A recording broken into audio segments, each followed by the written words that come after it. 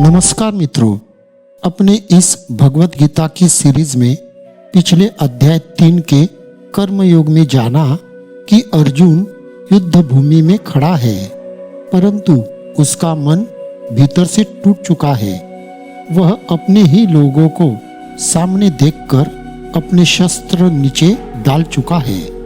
उसके मन में कई सवालों ने घेरा है, पर उसके पास कोई समाधान नहीं है।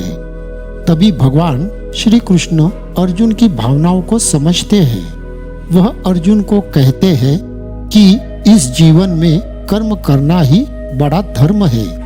इस संसार में जो भी मनुष्य निस्वार्थ कर्म करता है वही कर्मयोगी होता है।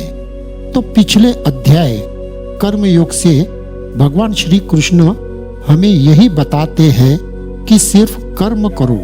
कर्म से भागना समाधान नहीं है, बल्कि कर्म को ईश्वर से जोड़ना ही समाधान है।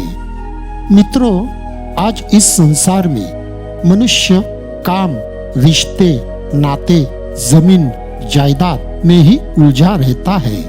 भीतर से थक चुका है।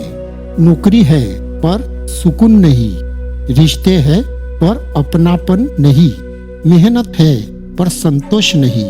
समस्या कर्म की नहीं है, पर कर्म करते करते चिंताओं में डूब जाना और शांति खो देना, यही बड़ी समस्या है। क्योंकि मनुष्य कर्म तो कर रहे हैं, परंतु ज्ञान और भक्ति के बिना।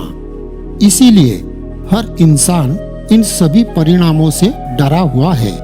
तो इसलिए मित्रों, गीता के अध्याय 4 के उस उपदेश को आज जानना जरूरी है जो भगवान श्री कृष्ण ने अर्जुन को दिया था।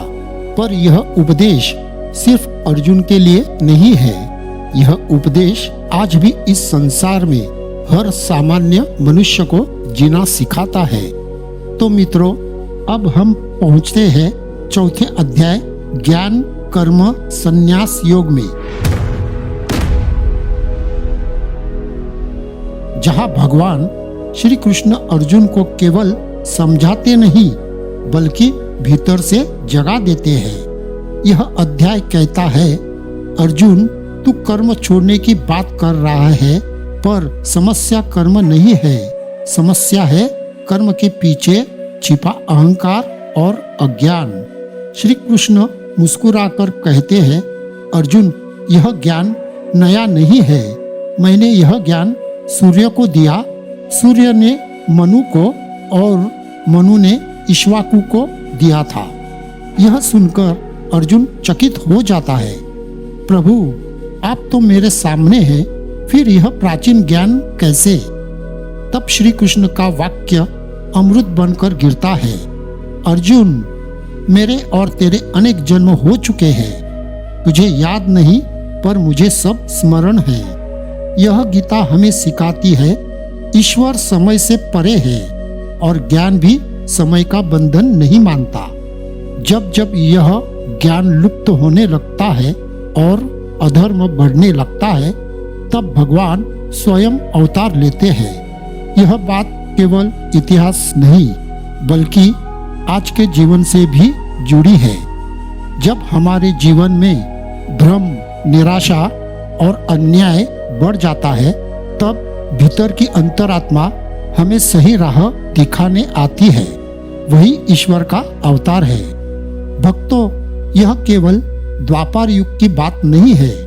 आज भी जब सत्य दबता है, जब इंसान सही जानते हुए भी गलत करता है, जब आत्मा रोती है और मन बहाने ढूंढता है, तब अंतरात्मा में श्री कृष्ण का अवतार होता है। अर्जुन पूछता है, प्रभु, अगर ज्ञान श्रेष्ठ है तो कर्म क्यों? और अगर कर्म करना ही है तो संन्यास क्यों?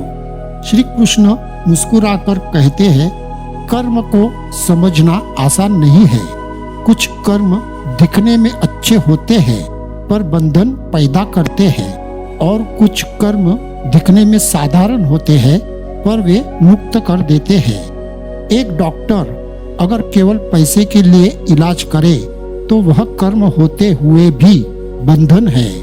लेकिन वही डॉक्टर अगर सेवा भाव से रोगी का इलाज करे तो वही कर्म योग बन जाता है। एक व्यक्ति मंदिर में बैठा है पर मन में अहंकार है, यह अकर्म में कर्म है, यानी भाव ही कर्म का स्वरूप तय करता है।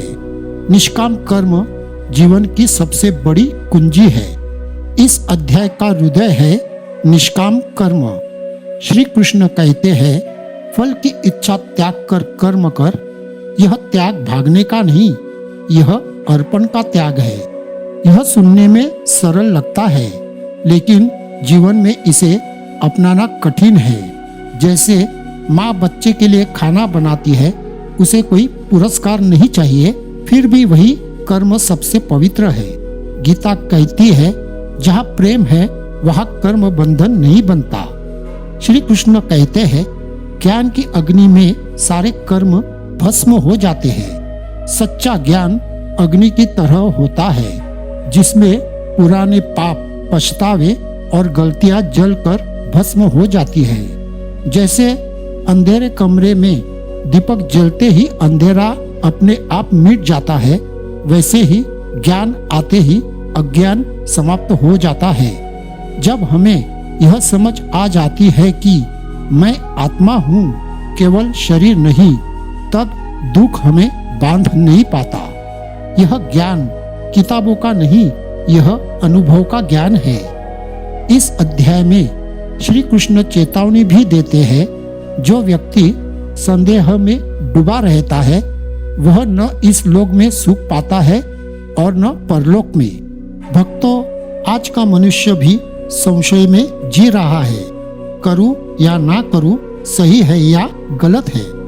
गीता कहती है, ज्ञान प्राप्त करो, श्री गुरु और शास्त्र पर श्रद्धा रखो और साहस के साथ कर्म करो। श्रद्धा बिना ज्ञान अधूरा है, श्रद्धा बिना कर्म थकान बन जाता है। जैसे बीज बिना पानी के नहीं उगता, वैसे ही आत्मिक यात्रा बिना श्रद्धा के आगे नहीं बढ़ती। जैसे बीज को मिट्टी, पानी और धूप की जरूरत होती है, वैसे ही आत्मिक ज्ञान को श्रद्धा, अभ्यास और धैर्य की आवश्यकता होती है। श्रद्धा का अर्थ अंधविश्वास नहीं, बल्कि ईश्वर और स्वयं पर भरोसा होता है। जो श्रद्धा से कर्म करता है वही सच्चा योगी बनता है। अर्जुन अब धीरे धीरे स्थिर हो रहा है। वह समझने लगा है, कर्म छोड़ना समाधान नहीं, अहंकार छोड़ना ही संन्यास है और हर कर्म को ईश्वर को समर्पित करना ही योग है। अर्जुन केवल एक योद्धा नहीं, बल्कि हम सभी का प्रतीक है, डरा हुआ, भ्रमित और उत्तर खोजता हुआ। श्री कृष्ण का उपदेश आज भी उतना ही जीवित है। यह अध्याय हमें सिखाता है कि कर्म छोड़ना नहीं है, बल्कि कर्म का अहंकार छोड़ना है। आज के जीवन के लिए गीता अध्याय 4 का सार यही बताता है कि कर्म करो पर बंधो मत, आगे बढ़ो पर अहंकार मत पालो, संघर्ष से भागो मत, अपने कर्म को पूजा बनाओ।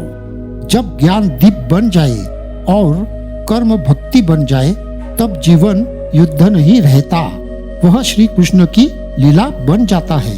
भगवत गीता का 4था अध्याय हमें यह भरोसा देता है कि चाहे जीवन कितना भी उलझा हुआ क्यों न हो, अगर हम सही ज्ञान के साथ निस्वार्थ भाव से कर्म करते रहे तो मोक्ष कोई दूर की चीज नहीं, वह यही है, इसी जीवन में मिलने लगता है। कर्म से भागना समाधान नहीं है, बल्कि ज्ञान के साथ किया गया कर्म ही मुक्ति का मार्ग है। कर्म से भागो मत, फल की चिंता छोड़ो, ज्ञान और श्रद्धा के साथ कर्म करो, हर कार्य को ईश्वर को समर्पित करो। जय श्री कृष्ण।